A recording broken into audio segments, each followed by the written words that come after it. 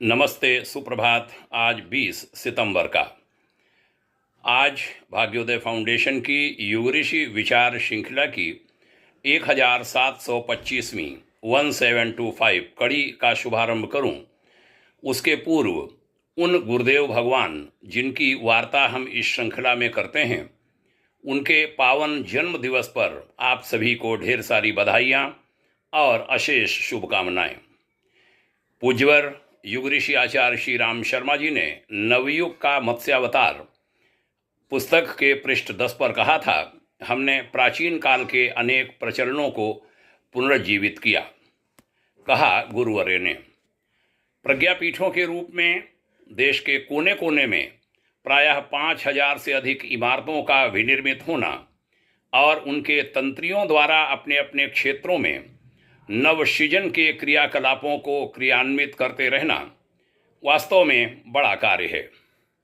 सीमित समय में सामान्य जनता के योगदान से एक ही उद्देश्य के लिए इतना विशाल तंत्र खड़ा हो जाना इतिहास की एक अनुपम घटना कही जा सकती है।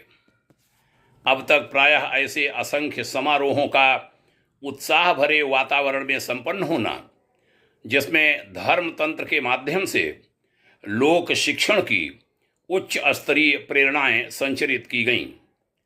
इस संचार द्वारा अगणित व्यक्तियों को पतन पराभव के चंगुल से निकालकर उन्हें प्रगति पथ पर चला देने में सफलता प्राप्त हुई।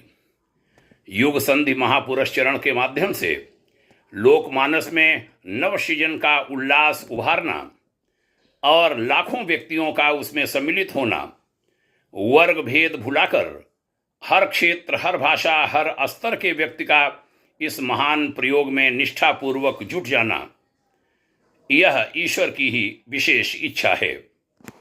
युग संधि के अगले 10 वर्षों में 10 लाख सृजन शिल्पी उभारने, उन्हें प्रशिक्षित करने और कार्यक्षेत्र में उतारने का भी हमारा लक्ष्य है।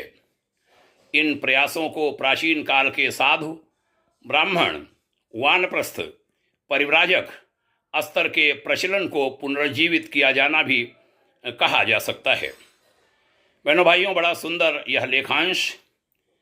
अभी लेखांश के अंतिम चरण में जो बात कही गई कि अगले 10 वर्षों में 10 लाख सृजन शिल्पी उभारेंगे, मैं स्वयं उसी दौर का कार्यकर्ता हूँ। गुरुदेव ने बहुत सारे नैष्ठिकों को खड़ा किया जिनकी निष्ठा अडिग है, राष्ट्र के लिए, धर्म के लिए, संस्कृति के लिए।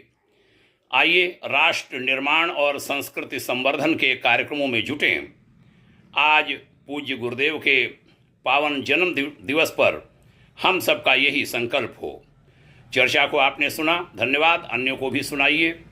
आपके उज्जवल भविष्य की भाग्योदय शुभाकांक्षा। ओम शांति।